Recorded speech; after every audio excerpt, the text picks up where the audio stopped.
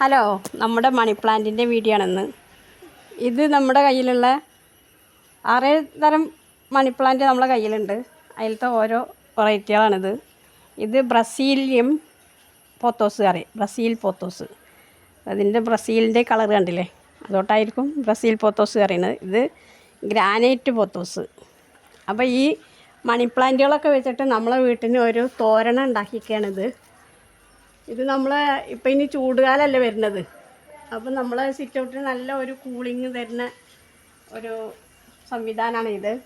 ഇതിൽ പലതരം മണി പ്ലാന്റുകളുണ്ട്. ഈ പറയുന്ന മണി പ്ലാന്റുകളൊക്കെ ഉണ്ട്. അതായത് ഇത് വെൽവെറ്റ് പോത്തോസ് പറയും. ഇതിൻ്റെ കളർ കാണാൻ, ഇലയുടെ ഈ വെൽവെറ്റിൻ്റെ ആ തിളക്കം പോലെ ഇതിൻ്റെ ലീഫ് കാണാൻ ഭയങ്കര ഭംഗിയാണ്. ചില സമയങ്ങളിൽ ഇതൊരു ചുവപ്പ് കളറായി വരും. ഇപ്പം തന്നെ ഇതിൽ ഇത് കാണുന്നുണ്ടാവുക, ഈ കളറൊക്കെ കണ്ടില്ലേ. ഇതൊക്കെ കാണാൻ തന്നെ ഭയങ്കര ഭംഗിയാണ്. നമ്മൾക്കൊന്ന് തൊട്ട് നോക്കിയാൽ നല്ല വെൽവെറ്റ് തുണിയിൽ തൊട്ട പോലെയുള്ള ഫീലുണ്ട്. നല്ല തിളക്കമുണ്ട് അതിന്. പിന്നെ ഇതൊക്കെ നിങ്ങൾക്ക് പരിചയമുള്ള ഗോൾഡൻ പോത്തോസ്.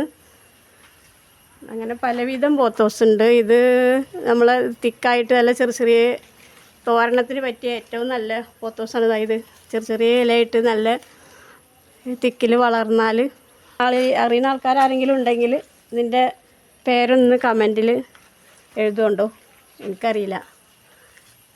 പിന്നെ ഇത് ബ്രസീലിയൻ പോത്തോസിൻ്റെ വേറെ ഒരു വെറൈറ്റിയാണ്. അതന്നെയാണിത്. ഇതും തീരെ വെയിൽ തട്ടാത്ത സ്ഥലങ്ങളിൽ നിൽക്കുമ്പോൾ ഇങ്ങനെ പച്ചപ്പായിട്ട് വരും. വെയിൽ തട്ടുന്ന സ്ഥലങ്ങളിൽ വരുമ്പോൾ ഈ ബ്രസീലിൻ്റെ യഥാർത്ഥ കളർ വരും. അപ്പോൾ ഇത്രയും പോത്തോസുകൾ നമുക്ക് വളർന്ന് വലുതായി വന്നിട്ടുണ്ട്. ഇതിൻ്റെ അടി വെട്ടിക്കൊടുക്കലാണ് പതിവ്.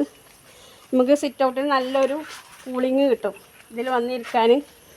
പിന്നെ ഒരു കർട്ടനൊക്കെ ഇടുന്നതിന് പകരമായിട്ട് ഇതിടാം. കർട്ടൻ്റെ ആവശ്യമില്ല. ആദ്യമൊക്കെ ഇവിടെ ഈ സിറ്റ് ഔട്ട് ഇങ്ങനെ കാണുമ്പോൾ കർട്ടൻ്റെ കച്ചവടക്കാർ വന്നിട്ട് കർട്ടൻ വേണോ എന്ന് ചോദിക്കലുണ്ട്. അപ്പോൾ ഇത് കണ്ടപ്പോൾ അവരിപ്പോൾ ആ ചോദ്യം നിർത്തിക്കണം. കാരണം ഇത് അവരെ കർട്ടനേക്കായി നല്ലൊരു മുന്തിയ കർട്ടനാണെന്ന് അവർക്ക് തന്നെ മനസ്സിലായിട്ടുണ്ട്. അപ്പോൾ അത് ചോദിക്കണില്ല, അതിൻ്റെ ആവശ്യമില്ല. ഇടയ്ക്ക് ഓരോ തുള്ളിച്ച വെള്ളം കൊടുത്താൽ മതി. ഇനി വെള്ളത്തിന് പ്രയാസമാണ്, മാനേജ് ചെയ്യാൻ സമയമല്ല എന്നൊക്കെ പറയുന്ന ആൾക്കാർക്കൊക്കെ പറ്റിയ ഒരു ചെടിയാണിത്. അത് അത്ര പെട്ടെന്ന് നശിച്ചു പോകുന്നില്ല. നല്ല വാടുന്ന സമയത്ത് ഒരു തുള്ളി വെള്ളം കൊടുത്താൽ അതിൽ 2-3 ദിവസം അങ്ങനെ നിൽക്കും. പിന്നെ ഇതിൽ സ്പോഞ്ചിൻ്റെ കഷ്ണങ്ങൾ ഇട്ടാൽ കുറച്ച് കാലം നമുക്ക് ചെറിയ ചെറിയ സ്പോഞ്ചിൻ്റെ പീസുകൾ ഇട്ടിട്ട് വെള്ളം നനച്ച് കൊടുത്താൽ പിന്നെ അതും കുറേ കാലത്തിന് നമുക്ക് വെള്ളം ലാഭിക്കാൻ പറ്റും. എവിടേക്കെങ്കിലും യാത്രയൊക്കെ പോവുകയാണെങ്കിൽ സ്പോഞ്ചിൻ്റെ കഷ്ണങ്ങളിട്ട് വെള്ളം കൊടുത്താൽ മതി. അതങ്ങനെ വലിച്ചെടുത്ത് കുറച്ച് കാലമൊക്കെ ജീവിച്ച് പോയിക്കോളും.